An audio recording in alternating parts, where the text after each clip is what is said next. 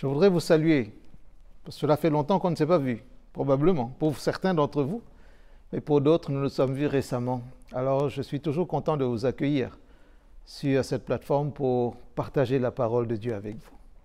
Nous vivons une époque où les mises en garde de Jésus dans Matthieu 24 résonnent encore plus d'actualité, parce que nous sommes dans cette période où toutes sortes de séductions religieuses sont possibles.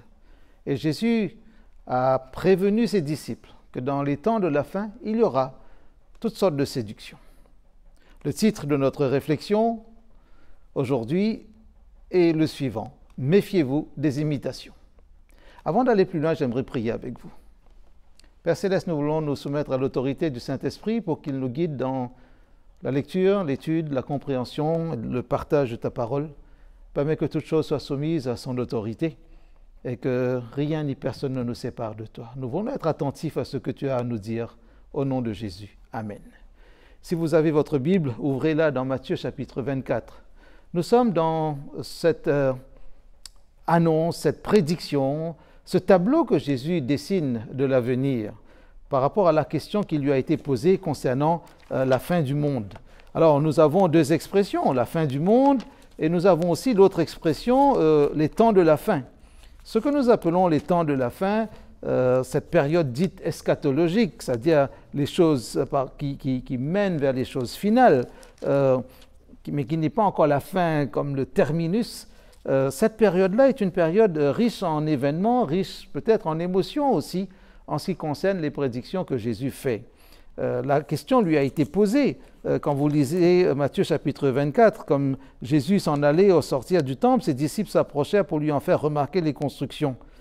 Et alors lui, il leur dit, voyez-vous tout cela, je vous le dis en vérité, il ne restera pas ici pierre sur pierre qui ne soit renversé.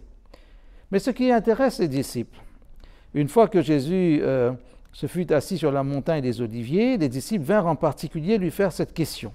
Dis-nous, quand cela arrivera-t-il et quel sera le signe de ton avènement et de la fin du monde? Avènement, fin du monde. Et entre le moment précis, la minute précise de la question des disciples et nous aujourd'hui, en 2021, nous pouvons nous poser la question, qu'est-ce que Jésus a donné comme orientation en termes d'écoute, en termes de mise en garde, de principes de précaution? Cela ne s'applique pas seulement sur le plan sanitaire, mais il y a des principes de précaution aussi sur le plan qu'on pourrait appeler religieux et dans un prolongement, peut-être dans un peu comme un second degré dans le contexte du développement spirituel. En attendant la fin des temps, faut-il attendre des événements seulement? Faut-il attendre la fin des problèmes? Quand nous parlons de la fin du monde, qu'est-ce que nous attendons? Ceux qui aiment bien lire les textes prophétiques, peut-être ils attendent la réalisation de certaines prophéties. Certains peut-être voient à travers des événements sanitaires qui nous troublent aussi une sorte de signe de la fin du monde ou des temps de la fin. Peut-être que certains attendent tout simplement le retour de Jésus.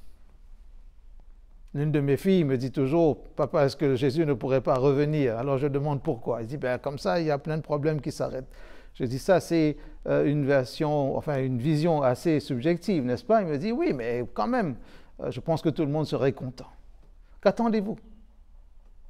Mais en attendant, Jésus dit, « Faites attention, que personne ne vous séduise, dit-il au verset 4. Prenez garde que personne ne vous séduise en ce qui concerne les temps de la fin, et en ce qui concerne la fin du monde, et en ce qui concerne aussi le retour qui est annoncé. » Ici, Jésus ne commence pas sa déclaration par la promesse de son retour, comme cela se voit dans Jean chapitre 14, les 3 premiers versets.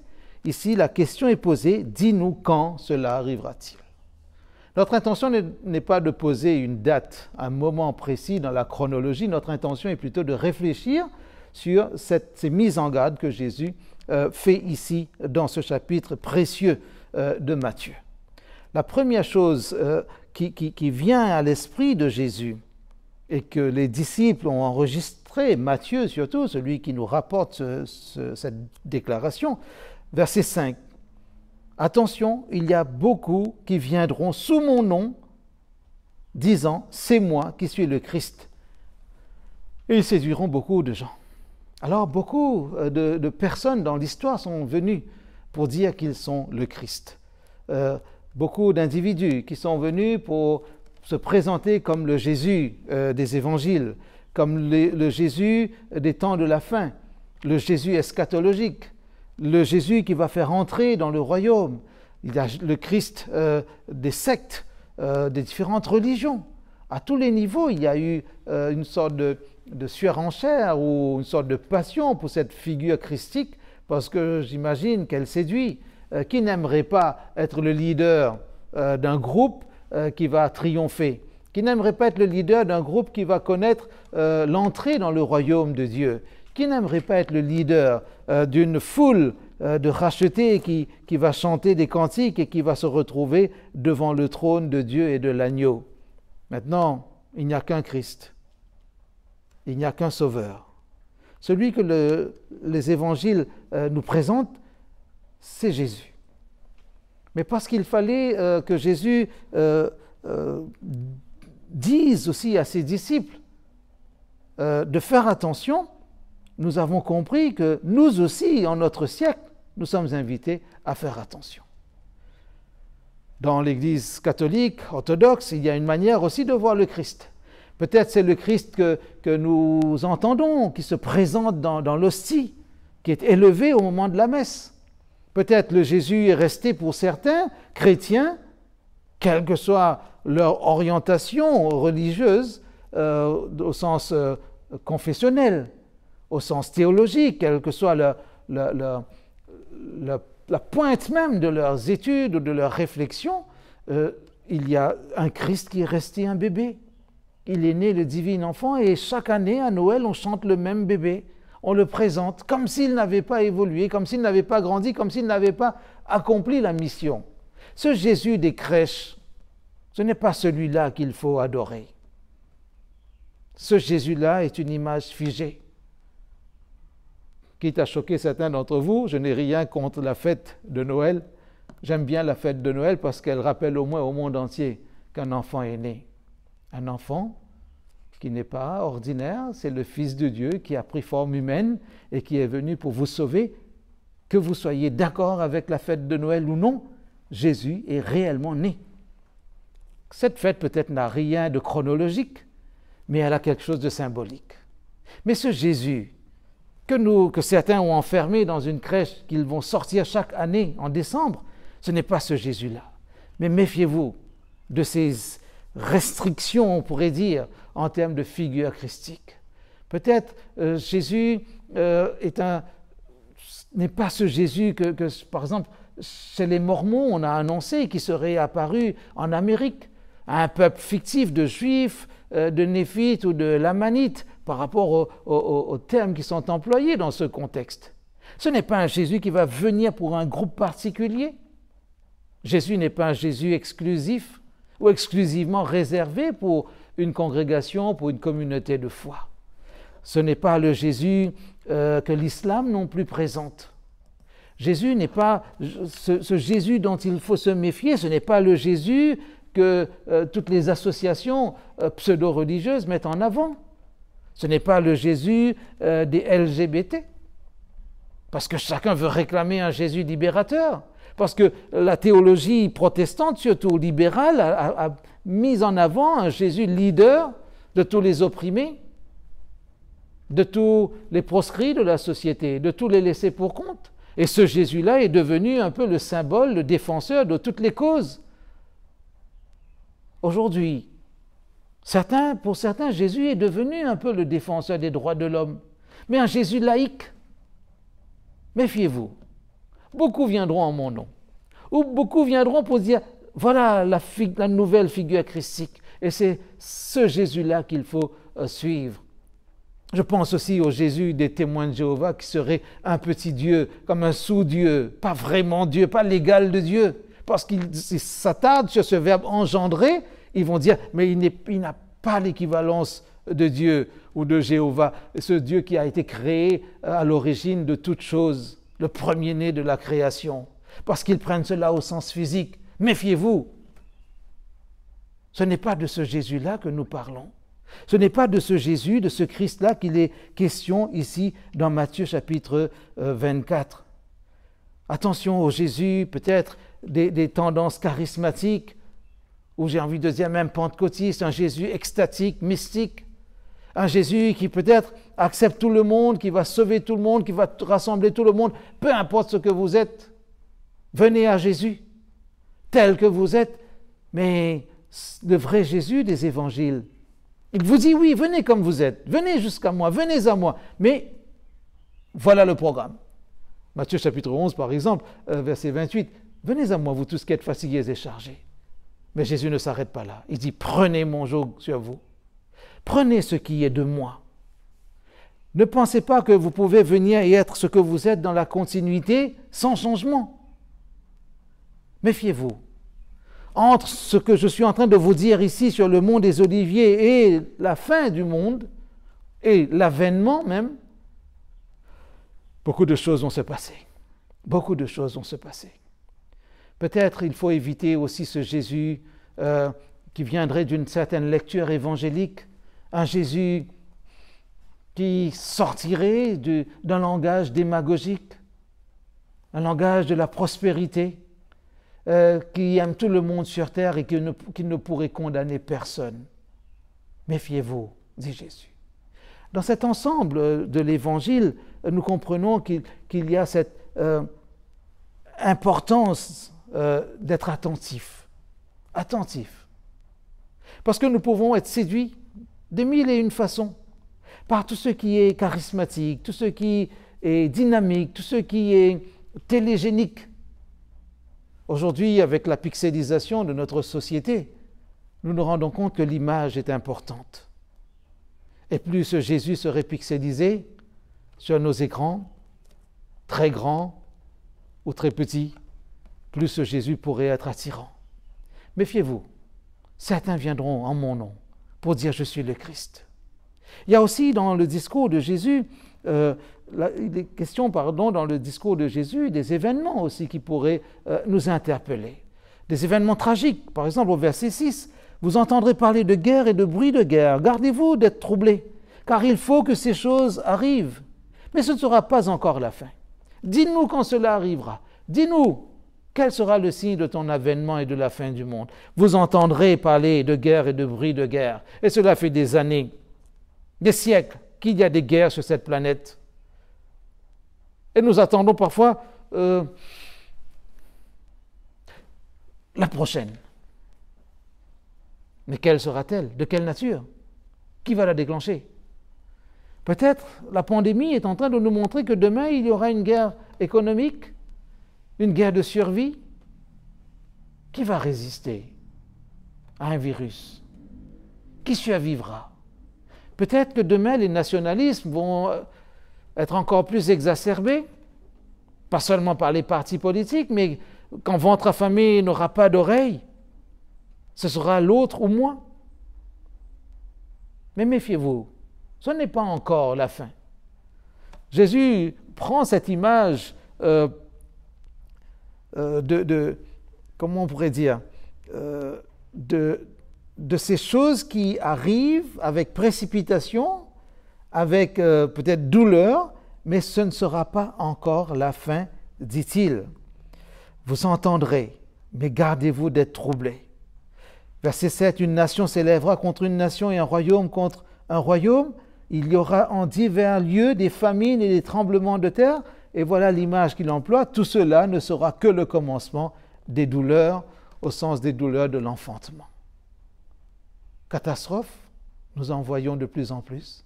Inondations, dans des endroits, j'allais dire, improbables. Des tempêtes de neige qui durent plus longtemps et qui couvrent plus de territoire. Des ouragans répétitifs. Nous voyons la sécheresse, des incendies. Tout cela inquiète. Des virus, et dans un virus, des mutants de ce virus, et des mutants de mutants. On a l'impression d'être dans un grand film de science-fiction. Jésus dit, attention, tout cela va arriver. Mais ne commencez pas par dire c'est la fin du monde. Levez les yeux. ouvrez votre cœur, soyez attentifs à ce que je suis en train de vous dire. Mais Jésus dit aussi qu'au-delà de ces événements, il y aura également des tribulations pour ses disciples. Ceux qui voudront le suivre vont souffrir. Verset 9. Alors on vous livrera au tourment et l'on vous fera mourir et vous serez haïs de toutes les nations à cause de mon nom. Alors aussi plusieurs succomberont et ils se haïront les uns les autres. Tribulation à cause du nom de Jésus, trahison, chute de la foi. Peut-être ce n'est pas une bonne nouvelle pour vous qui croyez en Jésus. Peut-être ce n'est pas une bonne nouvelle pour vous qui attendez avec impatience ou patience, je ne le sais, le retour de Jésus. Peut-être ce n'est pas une bonne nouvelle pour vous qui aimez lire les textes prophétiques, surtout toute la littérature eschatologique, les paraboles ou les prédictions des apôtres, vous qui aimez l'Apocalypse. Vous vous dites, mais pourquoi ces choses-là doivent arriver? Ce n'est pas une bonne chose de savoir que certains vont souffrir à cause du nom du Christ. Alors il y aura de la trahison. Il y aura de la trahison. Certains vont peut-être trahir le Christ, mais certains vont être trahis par des proches. Et ça va recommencer. Ça va recommencer comme au temps de la Deuxième Guerre mondiale, quand certains collaboraient avec la Gestapo, quand certains avaient trahi d'autres concitoyens pour se faire bien voir par l'ennemi, par l'occupant.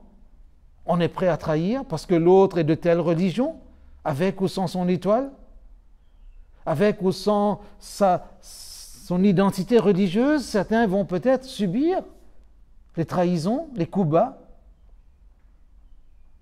Il ne faut pas penser que ce sera toujours un étranger à votre contexte qui va le faire. Probablement, même dans les milieux religieux, certains, pour des raisons économiques, pour une question de survie, pour une question de protection, vont trahir. Celui-là, il attend le retour de Jésus. Celui-là, il a dit qu'il est dans l'adventisme biblique. Celui-là, il parle toujours des prophéties de Daniel, et du livre de l'Apocalypse, de tous les symboles, de toutes les figures. Celui-là, il a toujours dit les 10 commandements. Êtes-vous toujours prêts à tenir jusqu'au bout? Alors le Seigneur veut nous interpeller encore. Regardez bien, autour de vous, il y aura des événements. Autour de vous, il y aura de faux Christ, de fausses figures christiques. Autour de vous, certains vont dire « Je suis Jésus, suivez-moi ». Autour de vous, il y aura des groupes ou des regroupements religieux, des gens qui vont laisser croire qu'eux, ils ont la vérité, parce qu'ils suivent le vrai Christ. Et certains vont être séduits, parce que c'est tellement beau, c'est tellement attrayant, c'est tellement dynamique. Ah, ils ont l'air si gentils, ils m'ont bien accueilli, ils m'ont même donné des choses, alors je vais suivre. Faites attention, ce qui ressemble à la vérité peut ne pas être la vérité. Ce qui est vraisemblable est semblable à la vérité, mais ce n'est pas nécessairement la vérité. Le Jésus des évangiles, c'est ce Jésus-là qu'il faut aller découvrir encore et encore. Jésus continue en disant, attention, au verset 11, plusieurs faux prophètes s'élèveront et ils séduiront beaucoup de gens. Ils séduiront beaucoup de gens, de faux prophètes. D'ailleurs, Paul aussi va prendre la même direction quand dans sa lettre aux Thessaloniciens, il va leur dire, dans la deuxième lettre de Paul aux Thessaloniciens, chapitre 2, les 4 premiers versets, 2 Thessaloniciens 2, versets 1 à 4. Vous avez trouvé? Très bien. Pour ce qui concerne l'avènement de notre Seigneur Jésus et notre réunion avec lui, nous vous prions, frères, de ne pas vous laisser facilement ébranler dans votre bon sens et de ne pas vous laisser troubler, soit par quelque inspiration, soit par quelque parole, ou par quelque lettre qu'on dirait venir de nous, comme si le jour du Seigneur était déjà là. Que personne ne vous séduise d'aucune manière, car il faut que l'apostasie soit arrivée auparavant et qu'on ait vu paraître l'homme du péché, le fils de la perdition, l'adversaire qui s'élève au-dessus de tout ce qu'on appelle Dieu et de ce qu'on adore, jusqu'à s'asseoir dans le temple de Dieu, se proclamant lui-même Dieu. Retenez bien ce passage, parce qu'il y aura toujours quelqu'un. Les prophéties bibliques, depuis le prophète Daniel jusqu'à l'Apocalypse, et là l'apôtre Paul aussi, tous ces textes bibliques ont prédit qu'il y aura quelqu'un qui va venir, qui va prendre la place de Dieu, qu'il va se faire représentant de Dieu, et tellement insistant ou tellement séduisant qu'on finira par oublier celui qu'il représente et on va le prendre pour Dieu. Relisez Apocalypse chapitre 13 et vous comprendrez ce que je suis en train de dire. Nous en parlerons une autre fois. Aujourd'hui, j'entends Jésus qui me dit de faire attention aux faux prophètes. Un prophète, c'est celui qui parle au nom du Seigneur. Un prophète, c'est celui qui annonce la parole que le Seigneur lui donne d'annoncer. Un prophète n'est pas celui qui revoit et corrige selon ses critères la parole de Dieu.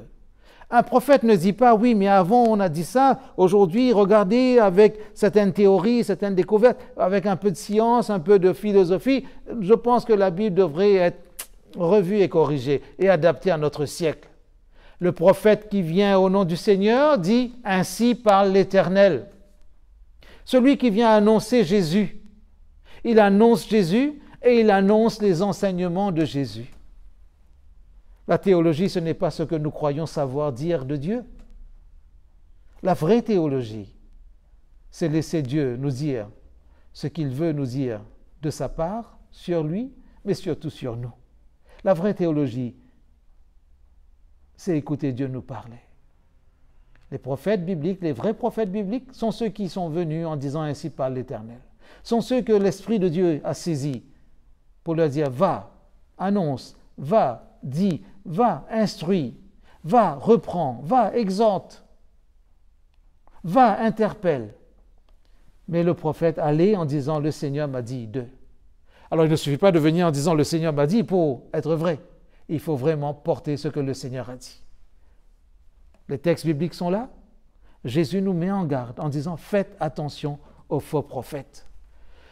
Je crois que dans notre siècle, nous sommes en train d'observer comment il y a comme une poussée subtile, j'ai envie de dire bon enfant, vers une sorte de religion globale, mondiale. Le mot global est un anglicisme, vous l'avez compris. Une sorte de religion, ce qu'on appelle aussi l'écuménisme, une sorte de volonté de fusionner les églises. Il y a des pays où les chrétiens, dans le dialogue interreligieux, les chrétiens se demandent est-ce qu'il ne faudrait pas fusionner parce que, par exemple, l'islam se développe trop comparé au christianisme. Et au lieu d'être éparpillé en petites communautés chrétiennes, autant faire une seule et grande structure. À ce moment-là, nous serons plus forts. Mathématiquement, c'est vrai. Mais théologiquement, peut-être il y a encore des nuances à vérifier. Quand je le dis de cette manière, regardez-moi bien, je ne suis pas sectaire, je veux juste être fidèle à la parole de Dieu. Je veux juste, en toute humilité, me soumettre à l'autorité de Jésus. C'est lui la parole de Dieu faite chair. Le ainsi par l'Éternel a trouvé sa pleine incarnation dans la personne de Jésus. Et c'est ce Jésus-là que nous attendons selon sa promesse. Alors aujourd'hui, l'idée d'une religion mondiale se diffuse peu à peu. Parce que tout le monde veut une sorte de religion qui soit centralisée pour qu'il y ait un langage commun, pour qu'on arrête de se concurrencer. On dit à peu près la même chose. C'est vrai parce que la question se pose, pourquoi une seule Bible et autant de courants chrétiens qui se disent d'inspiration biblique? Alors, est-ce qu'il n'y a pas peut-être l'intérêt de faire une sorte d'union des diverses croyances et rassurez-vous, dites-vous plutôt que tout cela est en discussion. Il y a des commissions de travail pour qu'il y ait une sorte de Nations Unies d'églises. Je ne sais pas comment dire cela pour me faire comprendre. En tout cas, on a envie que le réseau soit solide, interactif, qu'il y ait une convergence. Maintenant, tout cela doit refléter la parole de Dieu et non pas juste une unité structurelle. Alors, dans ce contexte, il y a un langage qui est agréable. Qu'est-ce qu'on cherche? Le bien-être pour tous, l'amour pour tous, la haine pour personne. Essayez de prôner des valeurs laïques pour que, même au nom ou dans le contexte des religions, chacun se sente bien, ne pas discriminer. Alors, je ne suis pas pour la guerre des religions. Je ne suis pas non plus pour aller noyer le poisson des autres dans leur aquarium ou pour pêcher dans leur aquarium. Je veux juste dire qu'il faut se méfier par rapport à ce que Jésus a dit. Attention aux faux prophètes. Attention à ceux qui veulent vous emmener là où vous ne voulez pas aller. Peut-être votre logique veut aller là-bas. Mais votre cœur spirituel, s'il est touché par la grâce, il n'ira pas là-bas. Alors, cette conception de religion universelle hérite du New Age, le Nouvel Âge, qui à la fin des années 80, 90, début, disait, voilà, nous passons de l'ère du poisson, symbolisant le christianisme justement, à l'âge du Verseau, où l'humanité va hériter de cette énergie même christique, parce que si le Christ, représentant des hommes, est monté, il va faire descendre d'en haut, il va déverser sa grâce, et cette grâce va être une force qui va comme si rehausser l'humain. C'est l'humanisme revu et corrigé, permettez-moi l'expression, à la sauce chrétienne. Jésus n'a pas dit qu'il va faire de nous des super-humains, mais le New Age a trouvé là un chemin. Parce que le christianisme probablement a laissé un vide. Le christianisme qui est devenu libéral a laissé un vide. Et vous savez que la nature a horreur du vide. Que la mauvaise herbe peut pousser dans un terrain qui a été bien nettoyé si on ne met aucune plantation là-dedans. Que voulez-vous faire? Que voulez-vous faire aujourd'hui? Attendre le Christ? Alors écoutez ce que le Christ vous dit. Parce que dans ce contexte, le Christ dit, faites attention, il n'y a pas seulement un développement religieux, vers une sorte de rassemblement de tous les croyants, il y a aussi l'immoralité qui vient dans ce monde. Verset 12, il est dit que et parce que l'iniquité se sera accrue, la charité ou l'amour du plus grand nombre se refroidira. Il me semble quelque part entendre Paul qui s'adresse à Timothée dans sa deuxième lettre, 2 Timothée chapitre 3, où Paul fait comprendre qu'il y a une mentalité qui va animer les gens dans les derniers temps. 2 Timothée chapitre 3, versets 1er à 5. Vous avez trouvé? Très bien. 2 Timothée 3. Sache que dans les derniers jours, Jésus a parlé des derniers jours, il y aura des temps difficiles, car les hommes seront égoïstes, amis de l'argent, fanfarons, hautains, blasphémateurs, rebelles à leurs parents, ingrats, irréligieux, insensibles, déloyaux, calomniateurs, intempérants, cruels, ennemis des gens de bien, traîtres, emportés, enflés d'orgueil, aimant le plaisir plus que Dieu, ayant l'apparence de la piété, mais reniant ce qui en fait la force. Éloigne-toi de ces hommes. L'iniquité augmentera. Et dans ce contexte, je vous laisse regarder autour de vous. Je vous laisse regarder la mentalité du monde, comment subtilement elle s'est inversée. Ce qui avant paraissait immoral est devenu acceptable, moral, légal, tout ce que vous voulez. Vous pouvez surfer sur n'importe quel site et vous verrez comment les choses ont changé dans la mentalité. Jésus dit des choses importantes pour nous. Ne nous laissons pas piéger. On vous dira le Christ est ici ou là, quand vous lisez du verset 23 au verset 28, n'allez pas. C'est faux. Le Christ ne viendra pas de cette manière-là, en cachette. Jamais le Christ n'enverra un message en disant « Je suis dans tel village, vous pouvez venir à moi ». Non. Je suis dans telle communauté. Non. Ce n'est pas de cette manière. Jésus dit « Faites attention ». Les prédictions sur la fin du monde, prédictions chronologiques, à partir du verset 36, il dit en ce qui concerne le temps, le moment, personne ne le sait. Faites attention, ne vous laissez pas piéger par des calculs intéressants peut-être, mais inutiles parce que seul le Père sait quand il enverra le Fils, son Fils bien-aimé. Faisons confiance au Père. Alors, à ses disciples fidèles, Jésus veut dire 3 choses pour terminer. La première chose, veillez. Verset 15, verset 41. Veillez et priez. Veillez parce que vous ne savez quand cela va se passer. Deuxième chose que Jésus dit à ses disciples, tenez-vous prêts. Verset 44. Tenez-vous prêts car le Fils de l'homme viendra à l'heure où vous n'y penserez pas. Et troisième chose, soyez des serviteurs fidèles. Soyez des serviteurs fidèles. Ne vous laissez pas distraire par tout ce que vous voyez autour de vous. Ni les événements, ni les faux prophètes, ni les fausses prophéties, ni ces fausses figures christiques qui vont se présenter. Ne vous laissez pas distraire. L'iniquité va diminuer, mais ne vous laissez pas distraire. Et alors Jésus dit, le signe du Fils de l'homme, ce ne sera pas quelque chose en cachette. Regardez au verset 29 et verset 30, et j'aime bien ces deux versets, ce sont mes préférés dans ce chapitre 24. Aussitôt après ces jours de détresse, le soleil s'obscurcira, la lune ne donnera plus sa lumière, etc. Les étoiles tomberont du ciel et la puissance des cieux seront ébranlées. Alors, jusqu'au verset 31, et mes deux versets préférés, c'est verset 30-31, pardon. Alors le signe du Fils de l'homme paraîtra dans le ciel. Toutes les tribus de la terre se lamenteront, et elles verront le Fils de l'homme venant sur les nuées du ciel avec puissance et une grande gloire. Il enverra ses anges avec la trompette retentissante, et ils rassembleront ses élus des quatre vents depuis une extrémité des cieux jusqu'à l'autre. Préparez-vous. Jésus revient bientôt. Nous ne savons pas quelle est la date exacte de ce retour, mais nous savons qu'en attendant ce retour, le monde va se développer de telle et telle manière. Vous êtes prévenus. Un homme averti en vaut 2. Un lecteur de la Bible averti en vaut 4. Un chrétien disciple de Jésus en vaut 8. Multipliez comme vous voulez. Ce que je veux vous dire, personne ne pourra dire « je ne savais pas ». Soyez attentifs. Soyez attentifs. Méfiez-vous des imitations et contemplez le Jésus-Christ qui parle dans ce livre, qui est la parole de Dieu faite chair. Tenez-vous prêts. Arrêtez de vous préparer. Tenez-vous prêts, car vous ne savez quand le Fils de l'homme viendra. Mais ce qui est sûr, il viendra. Il viendra. Moi, j'ai hâte de voir ce jour où le Fils de l'homme apparaîtra dans toute sa puissance, où, sans toucher la terre, il va envoyer ses anges aux quatre coins du monde pour nous rassembler et pour être enlevés au ciel avec lui.